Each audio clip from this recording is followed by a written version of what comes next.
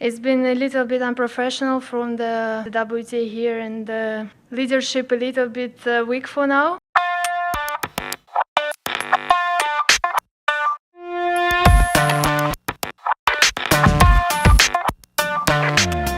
Hi, my name is Christian Bassnight, and you're watching Grand Slam Tennis News Today. Some of the WTA's biggest stars, Elena, Rybakina, and Iga Swiatek, have hit out against the organization for not doing enough to protect its players. This past week, the women played in Montreal, Canada for the National Bank Open, which is a WTA 1000. The tournament was riddled with rain delays, which particularly impacted Rybakina, who finished her 3.5-hour quarterfinal win over Azarenka at 3 a.m. in the morning. Rain also prevented the Kazakh from playing her semifinal match against Ludmila Samsonova as regularly scheduled on Saturday night, and the pair was forced to play on Championship Sunday. Samsonova prevailed in that match, taking advantage of a physically impaired Rybakina in 3 sets. Rybakina, who had her shoulder and back taped in that match, says she felt destroyed after all the scheduling adjustments and even called the WTA weak in their leadership. Yeah, definitely I feel destroyed just because of the scheduling and the whole situation. I'm not really happy about it, but yeah, it is what it is. Unfortunately, players cannot do much in these situations. The decisions are not really ours, and the weather was not helpful. I picked up some injuries, I would say, but we tried to manage it and see how we will go from that. Yeah, it's the first time when the match went, I think, that long, and we finished also so late. And it's the first time and hopefully the last time, because I think it's been a little bit unprofessional from the, I cannot say really the tournament, because I think that the most important is the WTA here, and the leadership a little bit weak for now, but hopefully something is going to change, because this year it was many situations which I cannot really understand. The worst thing is that it's not about this tournament. It's going to be not easy to recover for the next few weeks. Rybakina definitely has a point, because that Montreal fiasco carried over into Cincy, where she had to pull out of the singles today against Jasmine Paolini due to injury. And then Elisa Mertens finished her opening round Western and Southern Open match at 1 a.m. in the morning before having to come back the next day and play her second round match at 6 p.m. Iga Swiatek had previously spoken out about having to play matches past midnight at Rome and Madrid this year. She was asked about Rybakina's late night finish during her pre-tournament Cincinnati press conference. The world number one came to her fellow Big Three members' defense, while also urging the tour to care more for its players. In Rome, I already told you guys that the scheduling sometimes is crazy. Back then, during the clay season in Rome and Madrid, I played 4 matches like close to midnight or after midnight. I finished them. It wasn't that obvious as Elena's situation, last week, but I understand the business side that we have to adjust to broadcasters and everything, but I also asked WTA for some data actually if people are watching these matches that are starting past 10 p.m. And I didn't get anything, so it would be easier to actually understand and know that it actually makes sense for us to play that late. But from what I hear from just the people kind of around me, they're always watching this first match of night session, and I don't know if they are actually staying to watch the second one. We should kind of focus more on what is healthy for players, because we have to compete every week. The tour is so intense, and with travel and not actually having even 2 days of calm and not working, especially next year when there are going to be more and more mandatory tournaments and more longer tournaments. So I understand the business side, but still I didn't get any specific information if it actually makes sense. But for sure it's not healthy to play at that hour. Victoria Azarenka, who is a member of the WTA Players Council, offered some solutions during her press conference in Cincy earlier this week. These late finishes aren't benefiting anyone, Vika said. They're not benefiting fans, tournaments, or broadcasting because there are no primetime spots, and it's impossible to find tennis on TV or anywhere. You're looking for it like it's some treasure. The night matches have to start earlier, 6 p.m., 8:30 slots. We have to have other courts having night matches because I understand if there's no match on center court, it's difficult for the tournament, but we need to have a backup that can be moved to another court.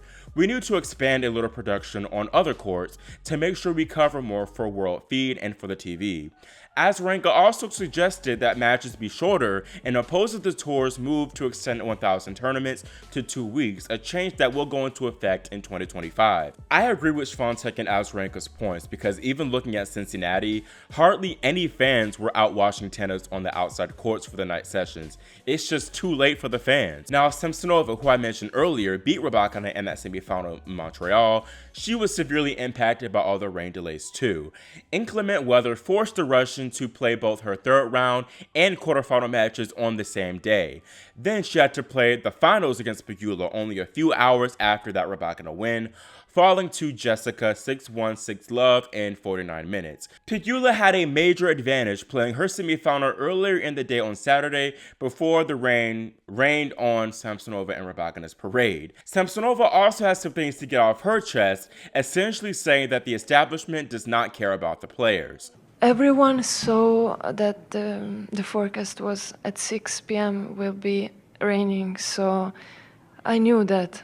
But of course, it's strange that the people doesn't care so much about us, because if you know that you must, I think, this is my opinion, to make a schedule where it's possible to play, because we already made 2 matches in one day, so you have to try to do the best to don't play two matches in another day. I personally think that people are being a bit too hard on the WTA. I've seen people say the WTA is greedy and money hungry because they were still trying to have the night session despite knowing the rain would come in Montreal. Of course, money is a big priority for the tour, and from what I've heard behind the scenes, the WTA is not that well off when you compare it to the ATP, so they cannot afford to take as many financial hits. That's why they caved in and eventually went back to China, despite Peng Shuai still not truly being accounted for. In my opinion, if you have these back-to-back 1000s, you do need to make some scheduling arrangements and perhaps sacrifice the bag a little bit,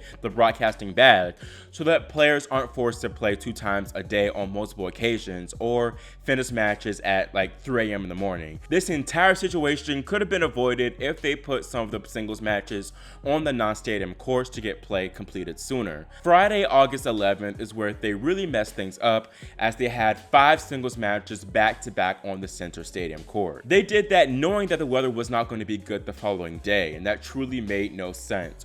Rybakina and Kasatkina were last on court that day, and literally the 4 matches prior went around 2 or more hours. They should have scheduled Kasatkina and Rybakina to go on right after Swiatek Collins, and then put Bencic Samsonova on the second largest court. Unfortunately, the doubles players would have the short end of the stick, having to play on the outside courts, but desperate times call for desperate measures.